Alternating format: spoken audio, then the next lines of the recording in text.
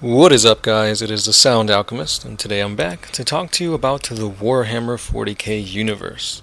I'm diving into the lore and the gaming mechanics and changes for the Psychic Awakening, the Tau Empire. More specifically, about my favorite faction of the Tau, the Farsight Enclaves. Now, this supplement, so to speak, really gave us a lot to look forward to towards playing the Enclaves because we got specific relics, Warlord traits, some new rules for like the 8, as well as some pretty good stratagems. So let's start off with the Warlord traits and see how well those went for the Enclaves. So the first one is called Blooded Through War, and essentially this means that if a model with the Bonding Knife ritual has to take a morale test, as long as they're within 12 inches of the Warlord, they automatically pass their morale on a 4 instead of a 6. So it could come in handy, especially if you're like doing like a gun line type of formation, since you're going to have a lot of models next to your Warlord. This is really going to make them stay in the fight and hopefully not make them run away, because a 4 plus is always better than just a 6. The next one is called Aggressive Tactician, and this is only for a commander. The Warlord can declare Montka, but the benefit to this is that it no longer affects units within 6.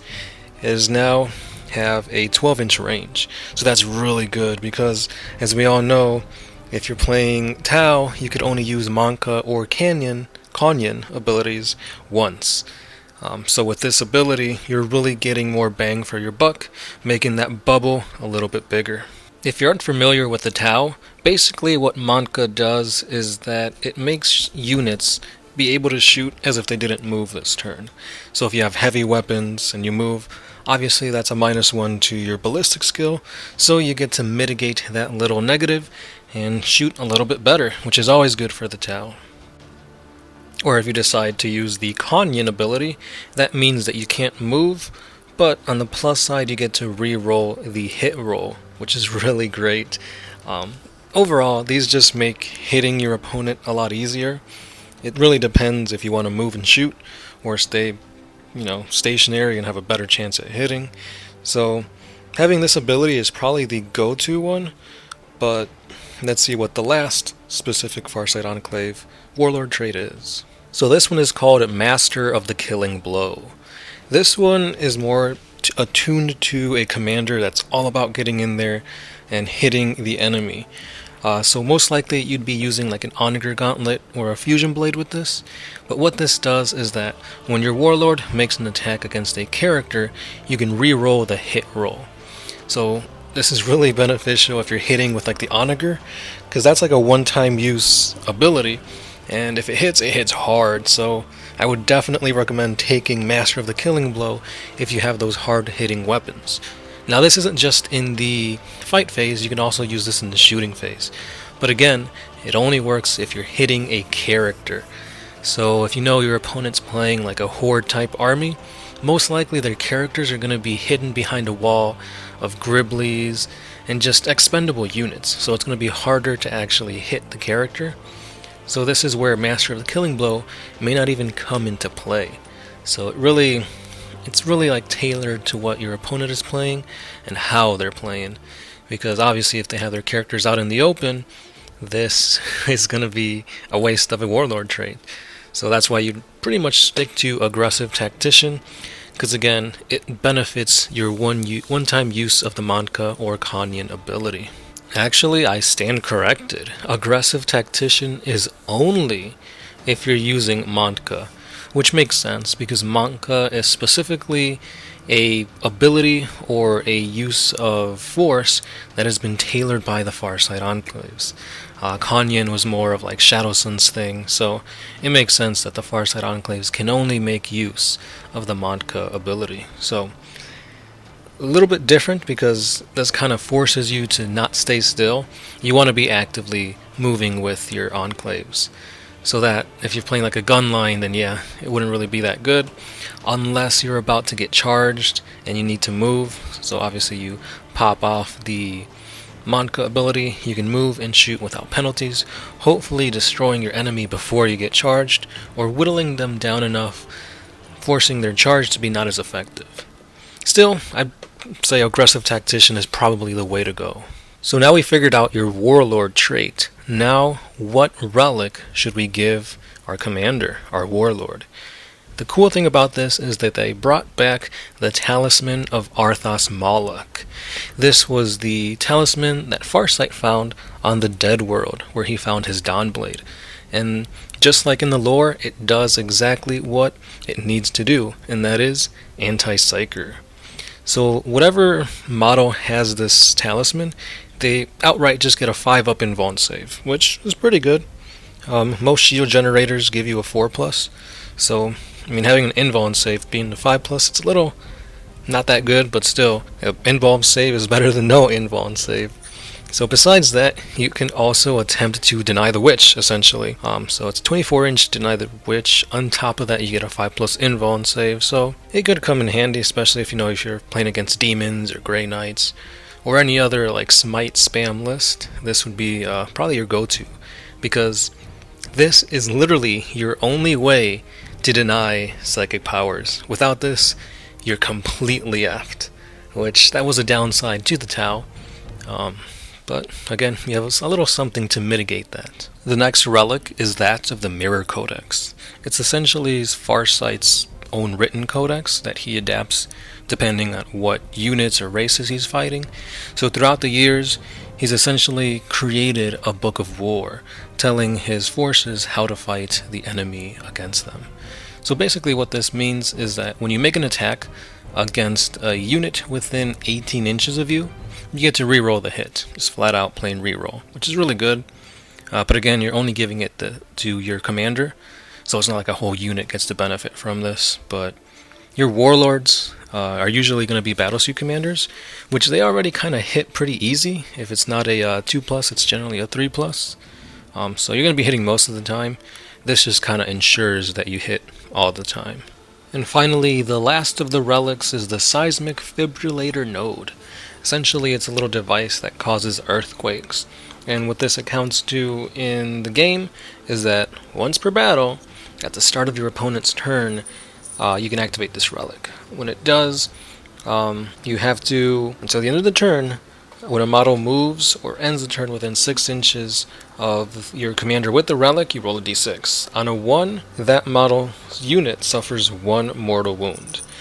To me, this is horrible. First off, it's only once per battle, and not just that, but you also have to roll a d6 that only works on a 1. That is horrible. Why is this even a thing? I don't know, it doesn't make sense to me. It's like, yeah, it's supposed to be like a last resort type thing that, if you charge me, you'll suffer a wound, but it's not good. Yeah, I don't know. I don't even know why this thing's on here. I guess just because it was in the older codex. But if I'm wrong, let me know how I'm wrong in the comments. But just by looking at this, it does not look good at all. Definitely stick to the talisman, or if you want a little bit more oomph, go with the Mirror Codex.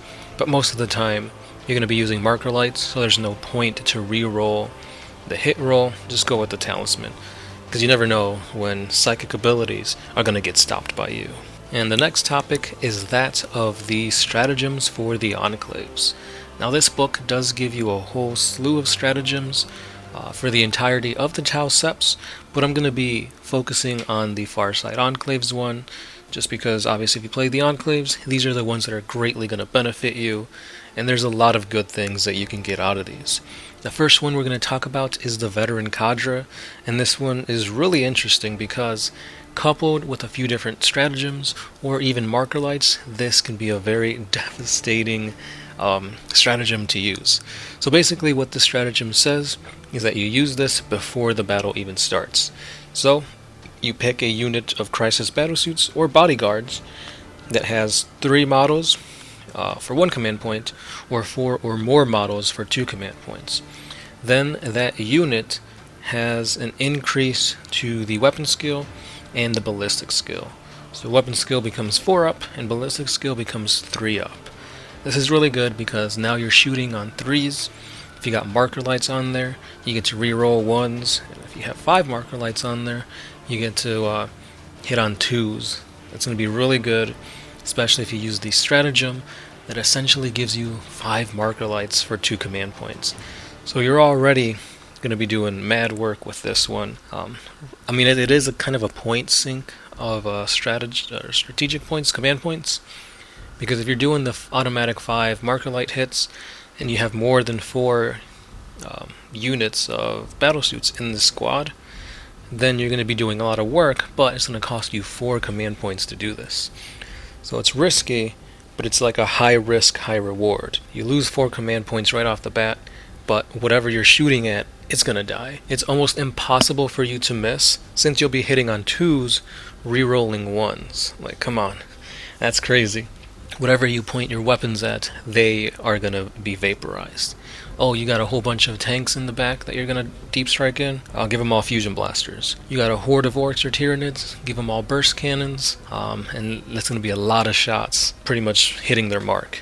So this one is very good, very devastating, and probably one of the ones I recommend above all the others. But let's not ignore the rest, let's continue. The next stratagem costs only 2 command points, and it's called Defense in Numbers.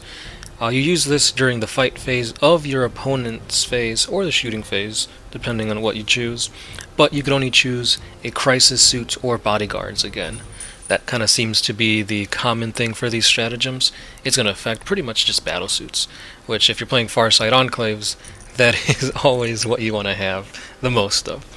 But anyway, so use defense in numbers, and then whenever your units or your models from that unit would lose a wound, you roll a d6 and on a 5 up, you ignore the wound. So it's essentially giving you 2 command points for a single phase to give you feel no pain. It's not that great, especially for 2 command points, but this next one is pretty interesting. It's called Focused Fury. You use this during your shooting phase when a character from your army is chosen to fire. Until the end of that phase, when you make an attack with that model, you can re-roll the wound. It's only a single command point.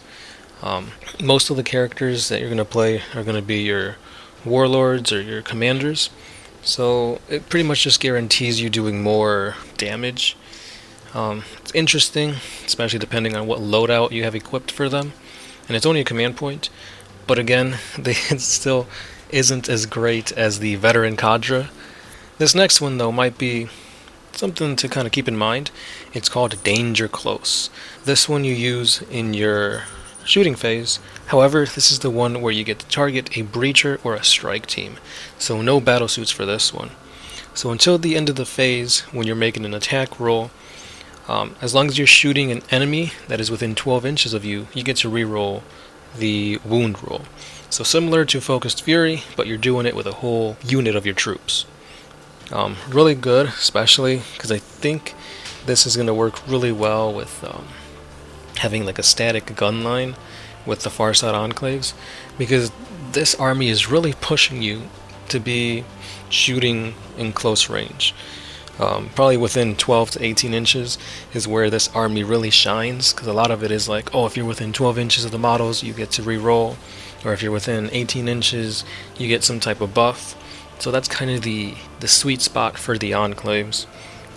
Especially this one's good, especially if you're maxing out your troops and you're about to get charged.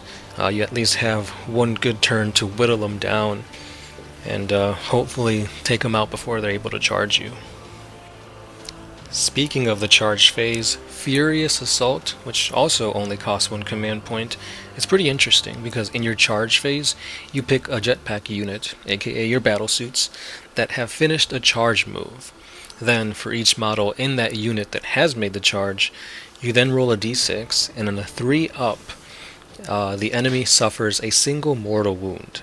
So let's say your battlesuits just dropped in, you use the stratagem to make sure they have, let's say for example, use veteran cadre. Your guys jumped in, fired everything at that increase of ballistic skill, and there's like 1 or 2 models left. Then you might want to do Furious Assault for another command point, charge the enemy, and on a 3 up, and say you have 3 battlesuits that are charging in. You roll a d6 for each one of those battlesuits, so that's 3 up rolls. If you do get, anything higher than a 3, that is an instant mortal wound, which is definitely going to hurt whatever you're charging, especially since by now, since you just fired all your shots into them, they should be very weak, and this could give you the win. So again, pretty interesting, something to keep in the back of your mind, especially knowing that, I could have killed them, they have 1 wound left. Furious Assault could get you that point for slaying a unit, or whatever, just finishing off that unit. Say you're fighting Necrons, and they're going to reroll their revive rolls, their I will be back rolls, or whatever. Furious Assault could be the difference from killing off the unit and not having to worry about that, and having half of them stand back up. So again, that's another one that can come in pretty clutch. And the final one is called Focused Fury. This is... oh no, it's not. We already talked about that one. It's Firestorm. Firestorm you use at the end of your movement phase, and you select up to 3 Tau units with the flyer keyword. Essentially, once again, battlesuits. Then, this is 1 additional command point for each selected unit. So essentially, you pick 1 unit for 1 command points, 2 units, 3 command points, etc. up to 3. Then you roll a d6 for each enemy unit within 3 inches of those units that you chose. On a 4-up, that enemy unit suffers d3 mortal wounds. So this one could be a game changer, especially if you set up your army in a way where you're kind of surrounding a bunch of enemies. It could cost up to 3 command points, but you could be doing a total of 9 mortal wounds right off the bat if you roll perfectly. So, and this is at the end of the movement phase. So again, more ways to soften up the enemy before your shooting phase, and then you could use that Furious Assault to charge in, do even more mortal wounds. So it's really, I'm telling you, these stratagems are really perfect for that short to mid-range type of warfare that the Enclaves excel at. I really do like these stratagems. There's a lot of synergy between them, especially with the marker lights, the increase in ballistic skills, the assaulting ones. So the more marker lights and the more stratagems you have, the easier your shooting phase and the annihilation of your enemy will become.